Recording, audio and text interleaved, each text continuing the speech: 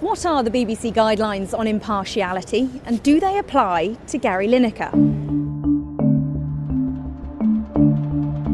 Gary Lineker took to Twitter to hit out at the government's illegal migration bill, which bans migrants who arrive on small boats from settling in Britain.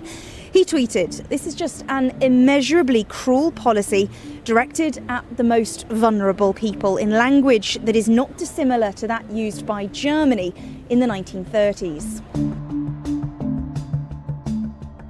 The BBC says it's committed to what it calls due impartiality, and the guidelines state that impartiality must be adequate and appropriate to the output. They say taking account of the subject and nature of the content, the likely audience expectation, and any signposting that may influence that expectation.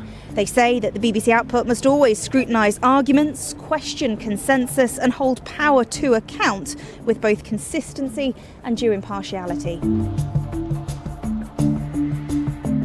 The BBC guidelines do note that social media is now part of everyday life, and they do see a difference between what they call BBC spaces that are run by the BBC for BBC purposes, and then what they also call personal spaces. So there'd be a distinction between an official Twitter account, say for BBC News, versus the private account of somebody who, particularly like Gary Lineker, doesn't work in news or journalism.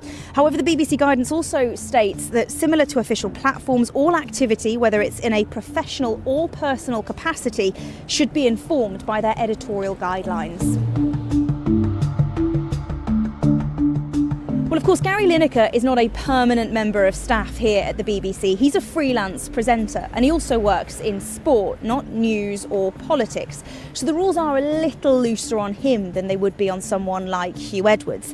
But guidelines at the BBC also say that figures who are clearly identified with the corporation are also expected to behave appropriately and in ways, they say, that are consistent with the BBC's editorial values and policies. And that here seems to be the main issue.